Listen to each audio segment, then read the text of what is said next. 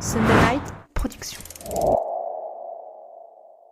Bienvenue sur le podcast Dans la tête d'un coureur. Je voulais prendre quelques instants pour vous parler, tout simplement parce qu'on est à quelques semaines, un petit peu plus d'un mois de la nouvelle année 2024 et à l'approche des fêtes de fin d'année. Eh bien, je voulais vous dire merci parce que vous êtes de plus en plus nombreux et nombreuses à nous écouter. Chaque mois, près de 220 000 coureurs et coureuses écoutent le podcast et ça nous fait énormément plaisir. C'est vraiment que du bonheur de savoir que le podcast y plaît et que vous êtes de plus en plus nombreux à l'apprécier. Depuis le lancement de la saison 6, on a fait de très beaux épisodes, que ce soit à l'UTMB, à la Diagonale des Fous. On a organisé aussi un événement à l'hôtel Molitor où on vous a invité pour venir assister à une super émission avec pas mal de beaux intervenants. Et tous ces épisodes, c'est des épisodes qui demandent du temps, qui sont très construits, qui sont très préparés. Et justement, pour cet épisode, je voulais quelque chose de beaucoup plus spontané, de beaucoup plus intuitif.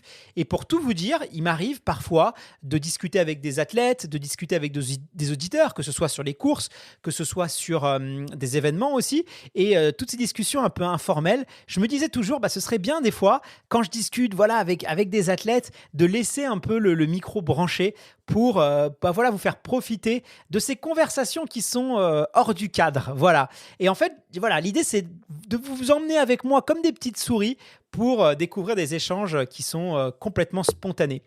Je ne sais pas si c'est une bonne idée, mais j'avais envie de tester. C'est un épisode hors série. Je ne vous en dis pas plus et je vous laisse le découvrir. À tout de suite.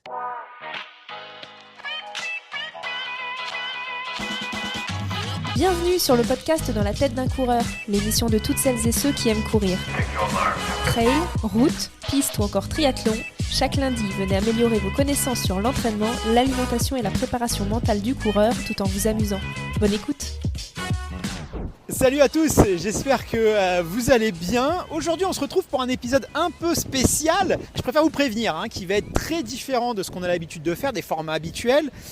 Pour tout vous dire, actuellement je suis à Paris et je me dirige vers la boutique Iron Paris, située au 32 rue des Mathurins dans le 8e arrondissement. Et pourquoi est-ce que je vais là-bas ?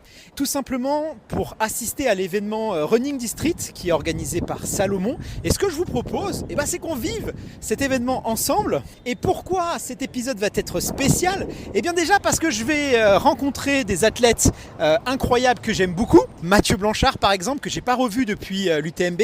Anaïs Kemener, qui vient de descendre sous les 2h30 au marathon de Berlin.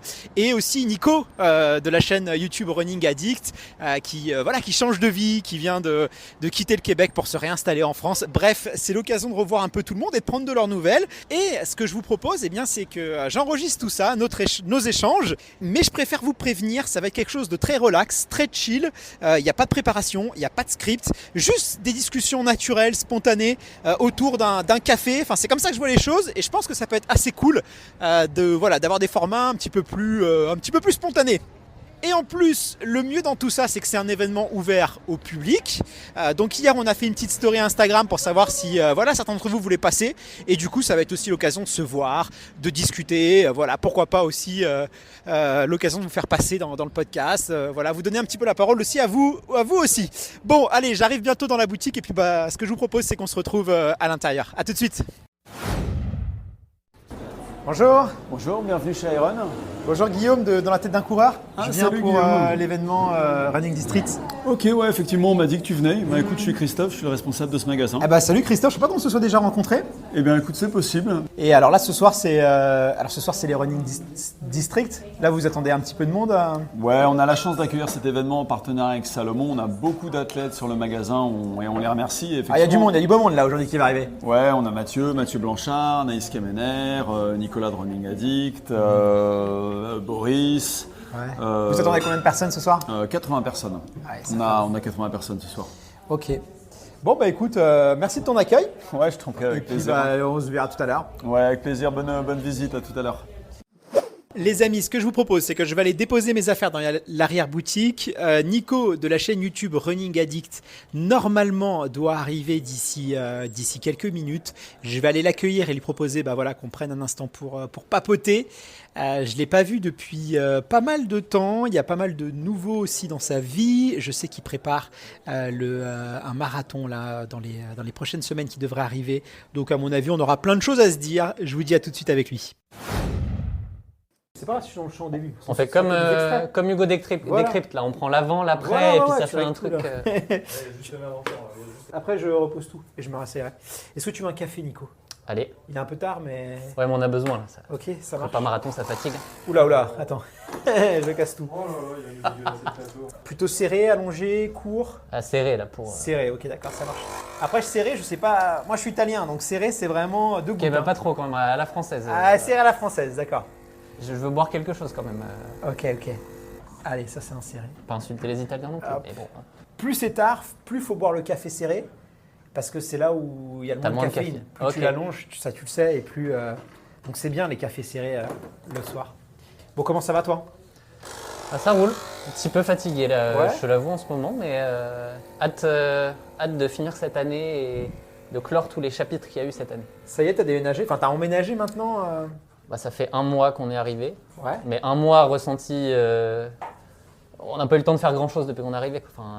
Il y a tous les projets autour, il y a les prépas marathon, et en fait, ça va nous prendre 3 mois, je pense, à avoir tous les meubles à la maison parce qu'on n'a pas le temps de s'en occuper. Alors toi, t'es habitué à la météo pourrie au Canada, mais c'est vrai que le Havre, tu vas te taper la flotte, quoi. Là, on a été accueillis par, je pense, un des pires automnes. Je lisais hier, la quantité de pluie qu'il y a eu les 26 derniers jours, c'est le record à vie de la France. Donc, génial, merci pour l'accueil, ça fait plaisir. C'est vrai que ça m'a surpris moi quand tu as annoncé ton déménagement du Québec, parce que j'avais l'impression que tu avais acquis la nationalité, tu étais déjà bien installé, tu avais l'air de te plaire aussi là-bas. Qu'est-ce qui t'a motivé un peu à partir de ce beau pays qu'est le Canada, que je connais un peu, parce ça fait 2 ans moi que j'y vais chaque année. Et c'est vrai que c'est très chaleureux, c'est top, mais qu'est-ce qui a fait que tu as voulu rentrer en France? Pas par désamour du Canada, on y était bien, on avait des amis, c'est très, la vie est belle, il y a plein de choses à faire. La vie est douce. Mais pour plein d'aspects, notamment familiaux, nous notre famille, tous les deux avec Elodie, elle est au Havre. Donc en fait, au bout de 10 ans, tu as quand même envie un peu de te rapprocher des parents, des sœurs, on a un petit neveu, enfin bref, tout ça. Et après, il y a l'aspect pro aussi. Parce que Running Addict Campus, ça a beau être francophone, donc il y a du monde aussi au Canada, mais il y a plein de choses qu'on peut faire en France. La preuve, là, on est en train d'enregistrer ensemble. Ça m'a pris 2 heures de train pour venir à Paris.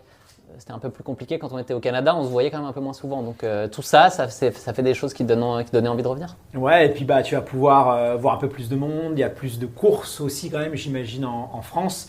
Tu vas pouvoir voir un peu plus les abonnés, être plus sur le terrain. Donc ça, c'est quand même cool parce que ça devait manquer quand même un petit peu, j'imagine. Ouais, ça va permettre surtout de ne pas devoir tout faire sur une semaine quand on vient et finir totalement explosé, mais de le répartir au fur et à mesure sur l'année, tranquillement. Alors, je crois que la dernière fois qu'on s'était vu, je ne sais pas si tu te souviens, c'était pas en France, c'était en Allemagne. On s'était vu sur le marathon de Berlin. Ouais. Je t'avais accueilli sur la ligne d'arrivée avec Elodie aussi qui était pas loin. Et 2,37, je crois, que tu avais fait. Exact. Ton record, symbolique sous les 2,40. Et ça, c'est quelque chose. Finalement, c'est les moins de 3 heures, 2,45. Après, c'est sous les 2,40. Voilà, dès que tu commences à parler en 30, en 2h30 sur marathon, 35, 36, 37, c'est quelque chose. Là, tu es en pleine prépa, je crois, pour le marathon de Valence. 2h37, tu avais déjà bien battu ton record. Est-ce que tu penses que tu peux encore aller chercher plus loin? Parce que là, on sait que chaque minute, clairement, quand tu voilà, la 4, c'est plus la même chose que… Voilà, faut faire généralement beaucoup plus d'efforts pour beaucoup moins baisser le chrono. Et ça peut être un peu frustrant. Déjà, moi, ce que je suis en train de me dire, c'est que mes 2 derniers records au marathon, tu étais sur la ligne d'arrivée. C'était pas à Valence, je ne sais pas si je vais réussir à battre mon record. Ah, je sais pas. Parce que tu étais à Boston, tu étais à Berlin. C'est vrai.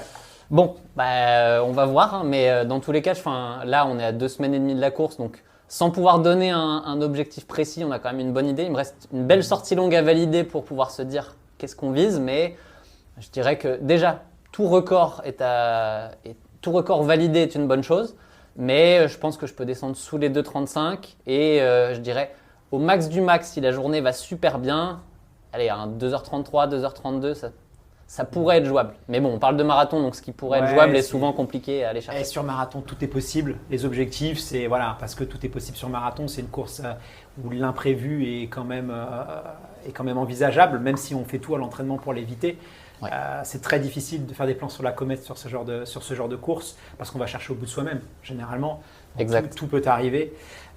C'est symbolique. Est-ce que j'ai l'impression que tu as un peu changé la manière de t'entraîner, que tu as testé de nouvelles choses. J'ai l'impression que tu as allongé surtout les kilomètres. Tu restes encore raisonnable parce qu'on voit certaines personnes à 200, 250 km. Toi, tu n'es pas dans ces extrêmes-là. Voilà, parce que j'imagine qu'il faut aussi pouvoir les encaisser. Mais tu as quand même allongé un peu le kilométrage, la borne. Là, en moyenne, en prépa, tu es sur combien de volume? J'ai une dizaine de semaines au-dessus de 100 km. Et là, la dernière, on en a fait deux autour de 130, 128 et 133, je crois. Celle-là, la dernière va être la plus longue, mais ça reste raisonnable. Et en même temps, je sais que je ne pourrais pas tolérer plus avec tout ce qui se passe à côté, avec la vie pro. Enfin bref, ça ne fonctionnerait pas d'en faire plus pour moi. Mais c'est sûr, parce que les gens ne se rendent pas compte, mais dès que tu passes les 120, les 130 km, en fait, rajouter des kilomètres à ça, c'est très très dur. Généralement, dès que tu passes les 10 heures de sport par semaine, c'est vraiment en fait compliqué d'en rajouter plus. C'est assez simple de passer de 80 même à 110, mais dès que tu dépasses 110, 120, 130 km, rajouter des bornes, c'est quand même très très long, surtout si on travaille à côté. Et puis, on peut en faire allonger, faire 200 bornes, mais après, il faut aussi pouvoir l'assimiler. Quand tu as un boulot à côté et les autres choses, en fait, c'est aussi le meilleur moyen d'aller au surentraînement ou au surmenage, quoi. Puis il y a un côté muscu, moi, que j'ai vu que mon facteur limitant est plutôt musculaire. Je fais 2 séances de renfo par semaine. Puis du renfo, pas des squats à vide. Je vais à la salle, je mets une barre sur le dos et je saute. Donc vraiment du truc très spécifique à ce que j'ai besoin. J'ai vu que tu as pris un entraînement basique fit là. Ouais. Tu fais partie de ces gens avec les sacs basique fit maintenant qu'on voit dans la rue? Non. On m'a demandé. Alors désolé pour tous ces gens, mais premier réflexe quand j'ai vu le sac à dos, Elodie pourra le dire, j'ai dit jamais je porterai ce sac. Faut arrêter avec les sacs basique fit. On n'en veut plus. Voilà. De toute manière, moi je vais à la salle en courant, donc c'est réglé, j'ai pas besoin de ça. Voilà. Non, mais d'ailleurs j'ai remarqué ta foulée. J'ai vu une vidéo là récemment avec Tristan, je sais que vous avez fait truc, et j'ai vu déjà qu'il y a eu un impact. Je sais pas si tu l'as ressenti toi aussi. J'ai vu que c'était plus propre. Après, c'était ma perception, mais j'ai remarqué quand même qu'au niveau qualité intrinsèque, la muscu, j'ai l'impression que ça a fait effet. Je ne sais pas si tu le ressens aussi comme ça. À l'intérieur, en courant, j'ai encore l'impression d'avoir un facteur limitant musculaire, mais je suis capable de courir avec. Je vois très bien de quelle vidéo tu parles. Quand je l'ai vu, je n'avais pas la même sensation à l'intérieur. J'avais la sensation que ça se dégradait parce que j'étais dans le dur, mais les chronos, ils n'ont pas baissé. Et au final, la foulée est restée solide. Donc, c'est rassurant parce qu'en général, c'est ça qui part et qui fait que les chronos commencent à descendre au marathon. Enfin, pour moi. Alors là, il y a le marathon. Évidemment, c'est le printemps, c'est l'hiver, c'est les prépas marathon. Cet été, est-ce que tu vas retourner un peu sur trail? Parce qu'il y a eu le marathon du Mont Blanc. On en avait parlé un peu avec Tristan parce que j'étais avec lui. Je lui ai dit, écoute, moi j'ai déjà essayé de faire une petite transition il y a quelques années. C'est pas si évident que ça. Les gens ils pensent que c'est transférable très facilement, que c'est parce que tu es bon sur marathon que tu vas être bon sur trail. Mais en fait, c'est pas du tout les mêmes ressorts. C'est aussi le côté psychologique. Moi, je m'ennuie, j'ai tendance à me poser trop de questions. On dit sur marathon, tu vois, en fait, c'est une souffrance. Il faut du mental, mais c'est pas le même, j'ai l'impression. Et des fois, tu te demandes ce que tu fous là, quoi, sur trail. Toi, est-ce que c'est. Voilà, je sais que ça a été un peu compliqué sur le marathon du Mont Blanc, même si ça reste quand même une belle performance que tu as fait. Mais voilà, est-ce que tu as envie quand même de retenter cette expérience-là ou tu penses que quand même, c'est pas là où tu seras le plus fort, quoi qu'il? Je sais que j'y retournerai parce que j'ai vraiment l'impression que j'ai été limité par ma technique et pas par mon physique sur le marathon du Mont Blanc. Et ça, c'est frustrant parce que j'ai juste fini en me disant bon, super, j'aurais encore pu courir des kilomètres en fait. Et tu n'as pas envie de te dire ça à l'arrivée d'une course. Donc j'aimerais bien pouvoir travailler un peu cet aspect technique de descente pour pouvoir revenir et faire quelque chose de mieux. Mais je ne sais pas si ce sera l'année prochaine. Je n'ai pas encore décidé. Je veux me faire Valence et on verra après. Parce que potentiellement, je me dirais bon, le marathon c'était bien. Je sais qu'il y a encore des trucs à aller chercher. Enfin, je me laisse la réflexion de fin d'année pour voir ça. Mais je sais que je reviendrai sur trail un moment ou un autre. Ouais. Mais de toute façon, les mondes se mélangent. J'ai l'impression qu'aujourd'hui, tu vois, tu vas faire des trails, tu vas faire du marathon, tu vas faire de la route. y a moins de clivage et c'est sympa de pouvoir aller dans une saison. Tu te dis, bah tiens, voilà, l'hiver, je vais faire un petit marathon. Après, je vais enchaîner directement printemps, été sur des trails. C'est vrai que c'est sympa parce que ça permet aussi, après un marathon, qu'est-ce que tu fais, tu vois, c'est toujours cette question. Ça permet un peu de diversifier la pratique, quoi. C'est ce que j'ai fait cette année. Hein. Déjà, j'avais fait 3 marathons en 1 an. Donc après, j'avais besoin d'un peu d'une pause de marathon. Genre, on va faire un petit 10, un petit semi l'hiver en attendant de voir Et puis après, le trail est arrivé et refait du marathon derrière. Ça n'a pas empêché. On m'a juste empêché de courir pendant 3 semaines parce que mon genou était pété. Mais ça, c'est aussi les limites du trail. Quand tu fais de la route, au moins, tu sais que tu ne vas pas tomber et te faire vraiment mal. En trail, c'est un peu le truc qui m'a limité aussi. C'est-à-dire, techniquement, j'avance pas, mais si en plus je me fais mal, quand tu aimes courir, de te faire arrêter par quelque chose comme ça, le mois de juillet était frustrant derrière. Ok, écoute Nico, je te retiens pas plus longtemps, ça m'a fait super plaisir de te voir et de pouvoir discuter avec toi. Puis maintenant, on va se voir peut-être un petit peu plus souvent parce que j'y compte bien. Parce que voilà, tu es en France et puis je crois même on devrait se voir au mois de décembre. On réserve quelques petites surprises, on va pas trop en dire. Mais il y aura peut-être un truc entre Dans la tête d'un coureur, Running Addict, Campus, Ironhuman aussi, hein, on l'oublie pas notre petit Tristan.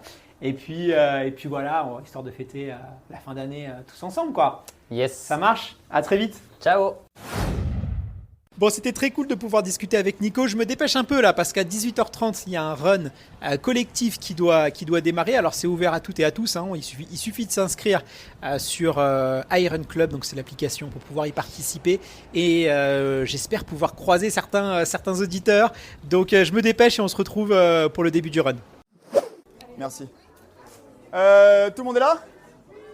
Ouais. Bien, du coup, bienvenue, bonjour, bonsoir.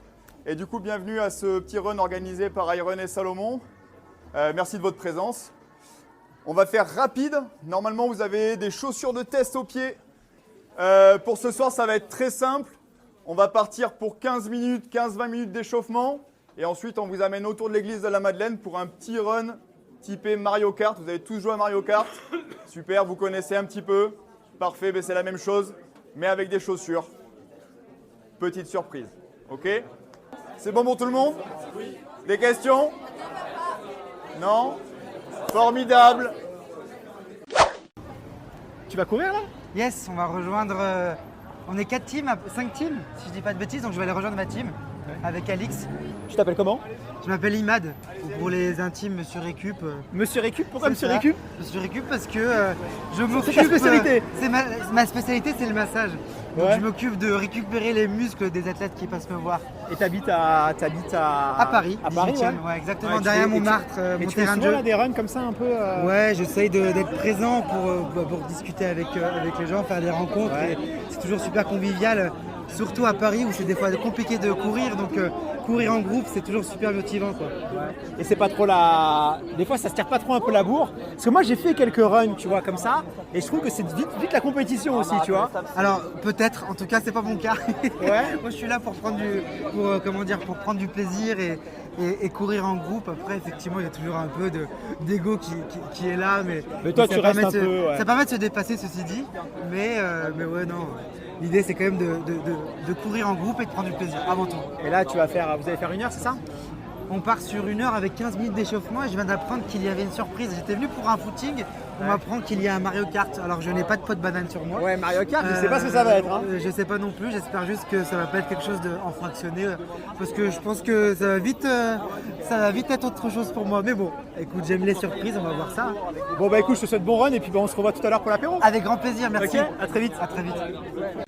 Vous remercier pour tout ce que vous faites. Ah bah je t'en prie, c'est un plaisir. C'est incroyable. Je pense que vous êtes la personne que j'écoute le plus après ma mère. Je suis ravie de plus que j'écoute toutes les semaines et vraiment merci quoi. Bah je t'en prie, ça c'est un plaisir. C'est cool mettre en avant autant d'histoires, c'est incroyable. Tous les conseils aussi trop bien. Donc, C'est quoi tes formats préférés? vraiment, je pense que c'est là comme le format avec Mikaï. Récits? Oui, plutôt les récits. Les récits, ouais. Plutôt ça, je trouve, c'est plutôt inspirant. Et j'aime bien écouter le matin, comme ça me réveille tranquillement. Après, les séances ce soir, c'est plus tu vas être sur des conseils, la technique et tout ça. Je me dis, ok, j'essaie de. Tu vas pas courir avec eux là parce que. Bah non, écoute, je suis un peu blessée, donc je pense ouais. que je ne pourrais pas les suivre. Mais Ok, bon bah écoute. trop cool. Non, mais franchement, c'est génial. Bon bah écoute, merci beaucoup. Bon, le run vient de partir, je vais les laisser filer. Moi, je vais aller préparer le prochain échange. J'espère pouvoir discuter avec Mathieu Blanchard. Là, il est parti avec le groupe, mais normalement, il doit rentrer d'ici une petite heure et on doit se voir juste avant la séance de dédicace. Donc voilà, j'ai pas mal de choses aussi à lui dire à Mathieu, prendre de ses nouvelles, savoir un peu c'est quoi ses prochaines courses. J'ai 2-3 trucs aussi à partager avec lui. Donc vous savez quoi, on se retrouve dans quelques instants avec Mathieu. Ok. Est-ce que tu veux un café, Matt? Ah non, là un Non. café à la sortie, Bah tu bois ouais. pas de la nuit, c'est fou. Petite nature, va. Ah non, je suis hyper sensible au Ah café, ouais. j'en bois beaucoup, mais c'est à 10h, faut que j'arrête, après c'est fini. Ok, bon, moi je me fais un petit café, tu vois. Ouais. Après, c'était un DK, je prends, hein, mais sinon, J'aurais dû prévoir, tu vois, comme il fait un peu tard. Mais... Par contre, c'était une petite bière ou. J'ai une petite bière. Ah, bah. On va pas mettre ça en vidéo, après on va se faire critiquer. Tu t'imagines. L'alcool et le sport. Ça fait pas bon ménage. Tu sais, c'est quand la dernière fois qu'on s'était vu? C'était le 3 septembre, juste après Le lendemain de la course. le lendemain de la course, juste après l'UTMB. Hmm. Et tu vois, je fais couler le café. Et c'est la dernière fois qu'on s'est vu, depuis on s'est pas vu. Et du coup, comment ça va, Mathieu? Bah écoute, ça va. Qu'est-ce qui s'est passé depuis l'UTMB? J'ai un trou de mémoire. Comme quoi cette course, elle m'a un peu. T'étais en Chine, je crois. Exactement, voilà, c'est ça que je cherchais. Je suis revenu à la maison, je me suis un petit peu reposé. Maintenant, ma maison, ça me fait bizarre de dire la maison parce que je viens de m'installer dans les Alpes. Et puis ça reste un nouvel endroit, donc je ne suis pas encore vraiment, je n'ai pas encore vraiment réchauffé mon nid, là, surtout qu'on a beaucoup bougé. Et là, on commence à s'y poser malgré qu'on a bougé au Canada et en Chine. Ah voilà, c'est ça que je cherchais. J'ai eu un gros pincement au cœur, grosse nostalgie. Je suis retourné au Québec pour faire une sorte de au revoir plus officiel, parce que ça faisait 10 ans que j'étais là-bas. Et c'est drôle parce que j'ai souvent voyagé, quitté le Canada pour aller à mes courses ou pour aller à des événements divers.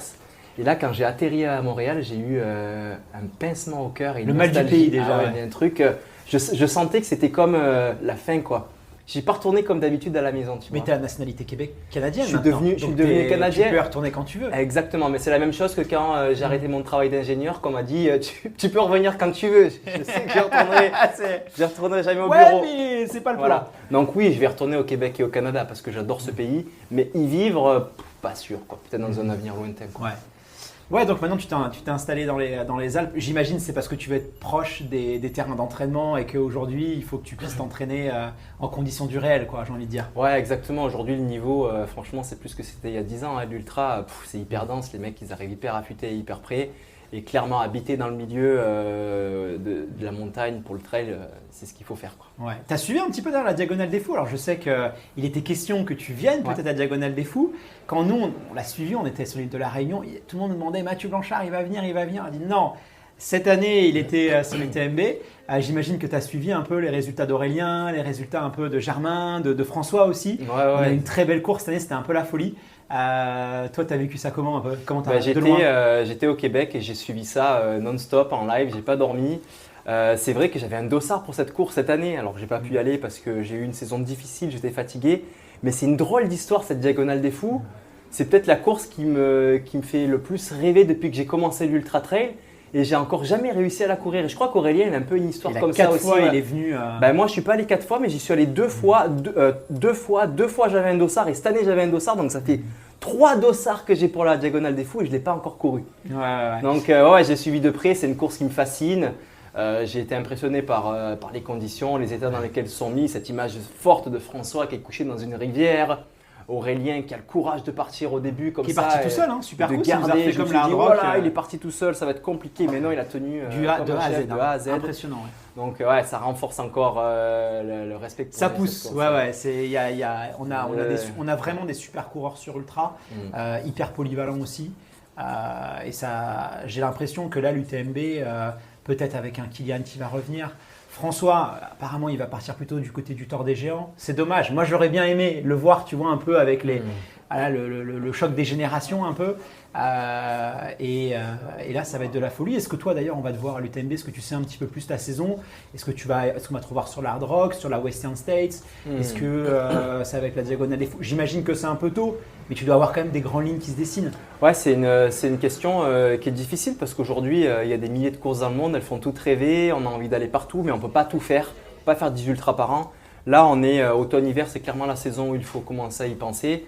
C'est difficile comme choix, c'est des beaux problèmes. Tu vois, l'année dernière, j'ai fini top 10 à la Western States, donc j'ai encore un ticket pour y aller. Je sais qu'aujourd'hui, intégrer cette course est hyper difficile, même pour les coureurs de bon niveau. On n'a pas de passe droit, il faut aller chercher un golden ticket et les golden tickets, les courses à golden ticket sont très compétitives.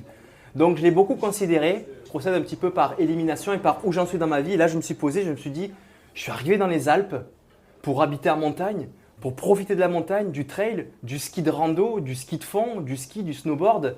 Et si je fais la Western States, ça veut dire que je vais devoir quitter encore la montagne, encore déménager pour aller m'entraîner en vallée au chaud. Non, je viens d'arriver dans la montagne, je veux en profiter. Moi aussi, je veux faire une saison hivernale sur les skis, profiter de la neige, de la montagne. Et profiter de ça ne me permet pas de s'entraîner pour la Western States. Donc j'ai fait le choix difficile de ne pas y participer l'année prochaine. Tu avais un peu, voilà, tu étais sorti, tu avais fait une super performance, meilleur chrono français, il faut le rappeler quand même, sur la Western States. Mais c'est vrai que c'est une course qui te correspond, la Western. Tu es rapide, tu es puissant, tu es efficace dans les montées. Tu as clairement les capacités pour la gagner. Mais là, si j'entends bien, ça va être les Alpes. Ouais, ça va être des courses de montagne, c'est là que j'habite, c'est là où je veux m'entraîner, je veux optimiser mon niveau là-dedans. Et puis, c'est ce qui me procure aussi le plus de bonheur et de plaisir. Moi, aujourd'hui, cette année, en 2023, j'ai l'impression d'avoir perdu un petit peu le pourquoi profond de pourquoi je courais. Tu vois, j'étais plus focus performance sur des choix qui n'avaient pas été forcément bien réfléchis. Et j'ai perdu un petit peu la notion de plaisir dans mon entraînement. Et moi, aujourd'hui, j'ai quand même un motto qui est de la performance, c'est la conséquence de mon bonheur et pas le contraire. Ce n'est pas parce que je gagne une course que je vais être heureux. Donc, il faut que je retrouve une manière de qu'est-ce qui me rend heureux dans ma vie de coureur, où est-ce que je m'entraîne, la montagne, tout ça. Et c'est là que je veux m'entraîner. Et donc, il faut que je fasse des courses de montagne.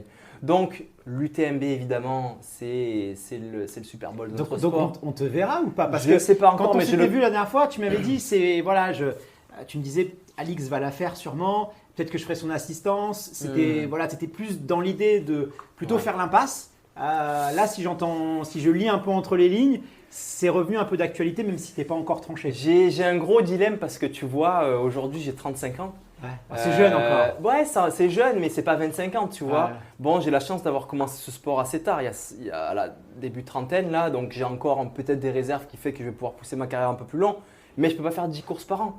On en a parlé tout à l'heure, la Diagonale des Fous, je rêve de la faire. J'ai envie de la faire, tu vois, l'année prochaine peut-être. C'est proche de l'UTMB. Ouais. C'est proche de l'UTMB. Maintenant, tu vois, c'est ce que j'ai vu cette année. Je suivais la course de près. J'ai vu Germain Grangier, par exemple, avec qui j'ai couru un bon bout de la course à l'UTMB. Il a été capable d'aller sur… Il a fait les 90 du Mont Blanc en plus, je crois. Il a fait les 90 du Mont Blanc. Il a été capable d'aller sur la Diagonale des Fous et il a super performé un mois et demi après. Donc, c'est possible. François l'avait fait aussi en son temps. François l'avait fait aussi, tu vois. J'avais parlé avec François parce qu'on est dans la même team. Il me disait, quand j'ai fait le combo UTMB Diagonale, les 6 mois qu'on suivit, c'est dans le dur. C'est vraiment dans le dur. Donc, il avait eu quand même une saison difficile parce qu'il avait fait aussi l'Ultra Trail du Mont Fuji au Japon, si mes souvenirs sont bons, quelques semaines avant, donc c'était compliqué. Mais tu vois la saison de Germain, intéressant, il fait du ski tout l'hiver, il court pas trop, il se prépare pour le marathon du Mont Blanc, il fait seulement une grosse course, puis UTMB Diagonale, ça passe, mais il faut réussir à être patient. Et moi, c'est ça, quand je me dis, ok, si je fais l'objectif Diagonale 2024, comment je vais faire pour patienter jusqu'à dans un an presque? C'est ça le truc. Donc, trouver les bons combos, les bonnes J'imagine qu'il y aura des courses intermédiaires d'ici là. Oui, évidemment, septembre. Mais c'est des courses majeures, tu vois, qu'il faut choisir. Je veux faire plus d'une seule course majeure par an, tu vois, c'est ça le truc. Donc, je suis en train d'y réfléchir. Cette année, le combo Western State UTMB m'a vraiment excité, tu vois. Donc, éventuellement, un combo UTMB Diagonale ce serait génial. Tu sais me plairait. Voilà, je le confirme pas, mais c'est une idée qui commence à germer. Tu me disais tout à l'heure, il y a un niveau de fou. Et c'est vrai, si tu regardes, moi j'analyse un petit peu, l'article n'est pas encore sorti, mais on analyse les différences d'écart entre du premier au top 10, les écarts par rapport à il y a 5-6 ans. Et c'est clair que ça s'est réduit. Tu vois, on n'a plus des 1h, 1h30 d'écart. Aujourd'hui, ils arrivent quasiment coude à coude. Dans la limite de la comparaison, on reste sur ultra. Aujourd'hui, les qualités pour un ultra trailer qui veut briller sur les plus grosses courses, l'UTMB, la Western, l'Hard Rock, même la Diagonale, on peut la mettre dedans. Quelle qualité vraiment est indispensable aujourd'hui pour briller à très très haut niveau sur ultra? À ton avis, c'est quoi? Qu'est-ce qu'il faut réunir écoute, la meilleure qualité, je vais t'en donner qu'une parce que je ne vais pas aller sur les trucs classiques. Il faut être fort physiquement, il faut être fort mentalement. Ça, on le sait, ça a toujours été le cas. Maintenant, moi, cette année, j'ai remarqué quelque chose qui a fait que je n'ai pas pu performer à mon plein potentiel. C'est la fraîcheur. Ouais. T'as beau arriver super entraîné physiquement, si au niveau fraîcheur mentale, tu n'as pas cette fraîcheur mentale qui va pouvoir engager un corps, ça ne fonctionne pas. Donc la grosse qualité pour vraiment briller sur des grosses courses, c'est de réussir à prendre un petit peu de recul, je ne vais pas dire s'isoler, mais réussir à trouver des temps un petit peu plus calmes dans l'année pour se régénérer, baisser la sollicitation médiatique, baisser le nombre de courses, baisser la quantité d'entraînement, le volume, pour arriver avec une fraîcheur mentale énorme à la course. Et ça, c'était peut-être pas un petit peu moins le cas avant, tu vois. Maintenant, il y a beaucoup plus d'attrait autour du trail, de sollicitations médiatiques, de demandes partenaires. Il y a vraiment beaucoup de trucs qui viennent autour de l'athlète élite. Et il faut qu'il trouve cette manière de rester calme pour être frais le jour de la course. Ok. Bon, ça se rattache aussi avec la densité qui augmente, donc du coup, il y a plus d'enjeux. Et tu ne peux pas arriver à 85, 90, 95%. Non, aujourd'hui, non. si tu veux gagner, il faut être à 110%. C'est donc ça. Ça se rejoint. Tu l'as dit tout à l'heure, maintenant, le top 5, top 10 d'un UTMB, ça se joue entre 1 heure et 3 heures. C'est rien du tout sur 20-25 heures de course. Ça veut dire que tu as une défaillance pendant la course, un problème gastrique, une petite douleur quelque part, et c'est fini. Tu perds 4 places.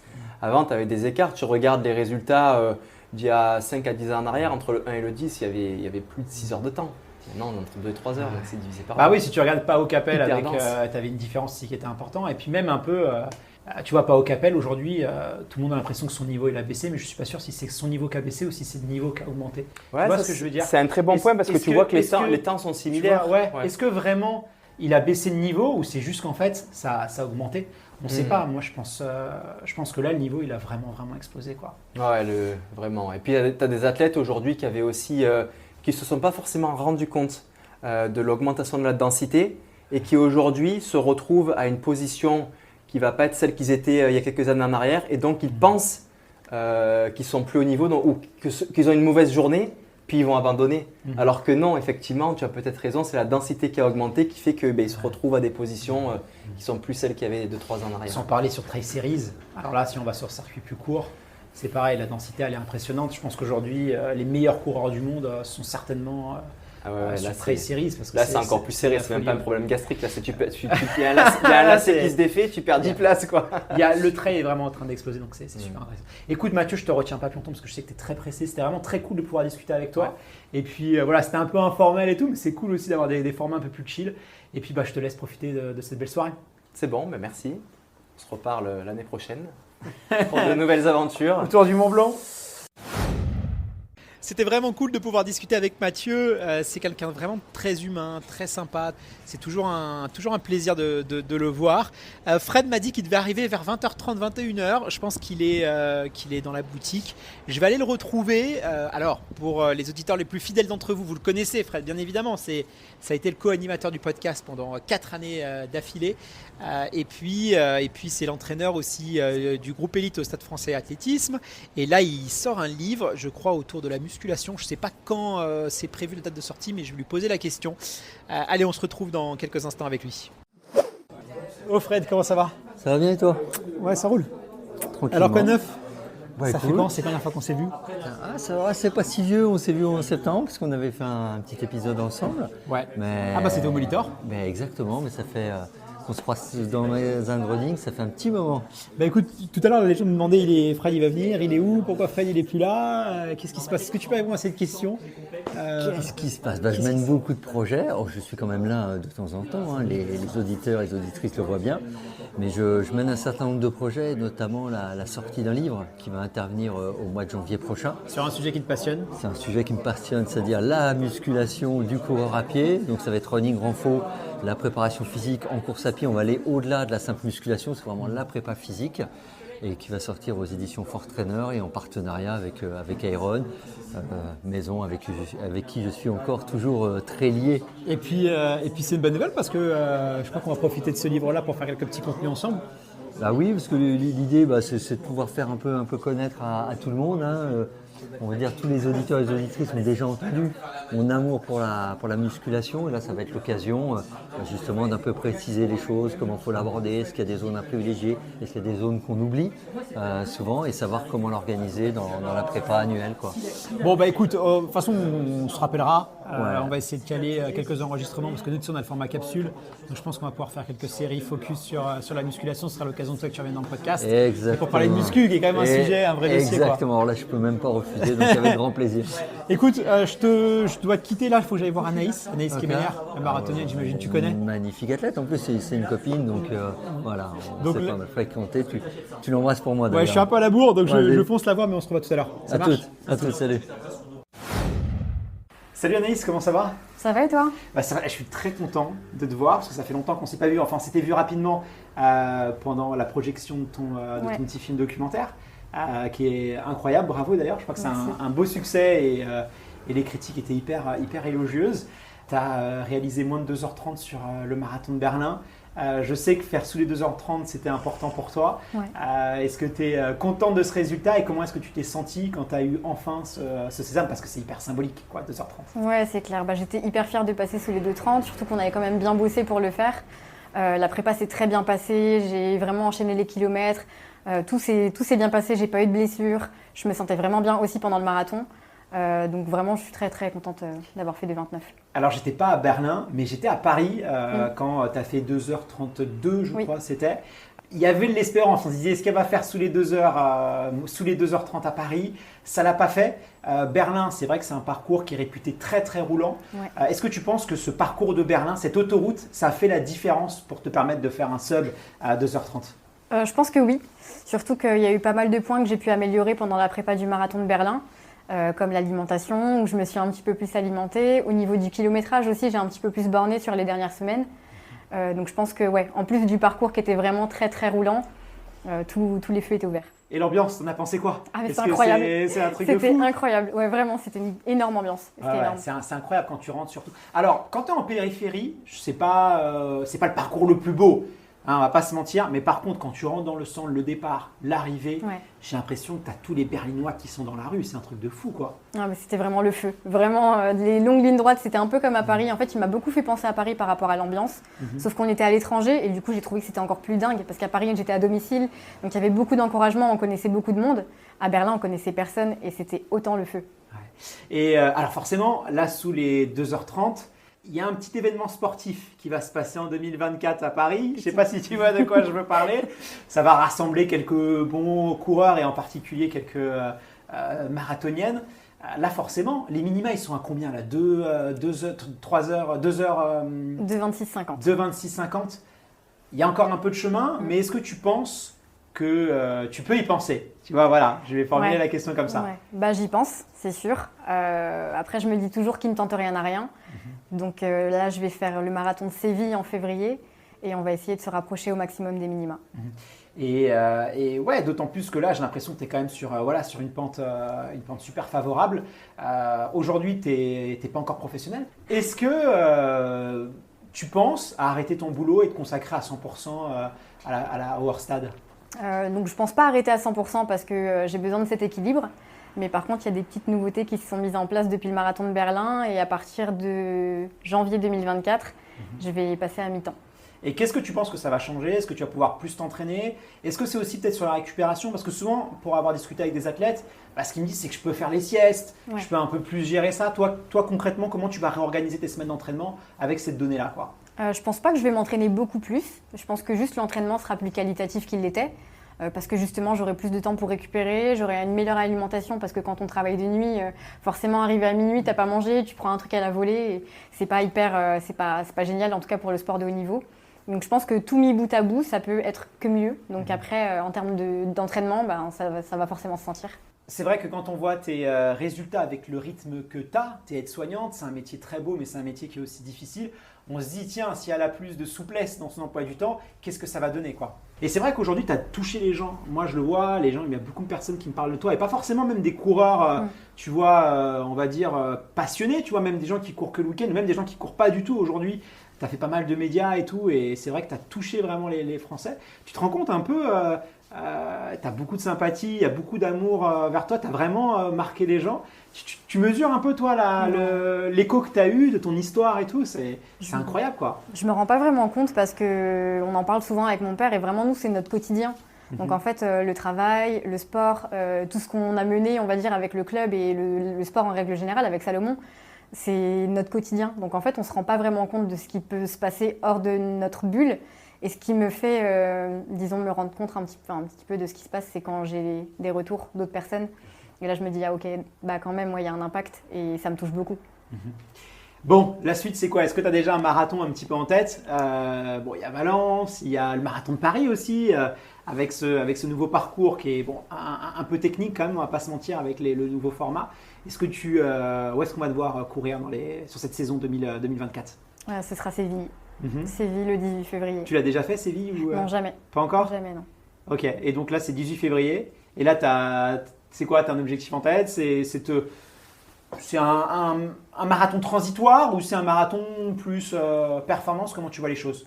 Je vais essayer de me rapprocher des minima. Voilà, maintenant l'idée c'est ça. Bon, je connais pas spécialement le parcours, je sais pas s'il est roulant ou pas. Je crois qu'il est très roulant. Ouais. Bon, écoute, on va suivre ça de près. Je te retiens pas plus longtemps, c'était super cool de pouvoir discuter avec toi. Et puis bonne chance pour Séville. Moi en tout cas, je vais suivre ta course mois de février, c'est parfait. Il n'y a pas beaucoup d'actu en plus. Donc ça va mettre un petit peu de piment pendant l'hiver. Ouais, c'est sûr. Et puis la prépa l'hiver, c'est compliqué aussi. Hein. Ouais. Donc il va falloir bien s'accrocher. J'imagine. Ouais. À très vite. À très vite, merci. Et voilà, cet épisode touche à sa fin. Merci beaucoup de l'avoir suivi jusqu'au bout. J'espère que ça vous a plu. Évidemment, il y a encore plein de choses qu'on peut améliorer. N'hésitez pas à nous donner aussi vos idées si vous en avez. C'est toujours un plaisir de pouvoir écouter toutes vos remarques. Je vous donne rendez-vous dès vendredi prochain pour un nouvel épisode dans la tête d'un coureur beaucoup plus traditionnel. Je vous dis à très vite.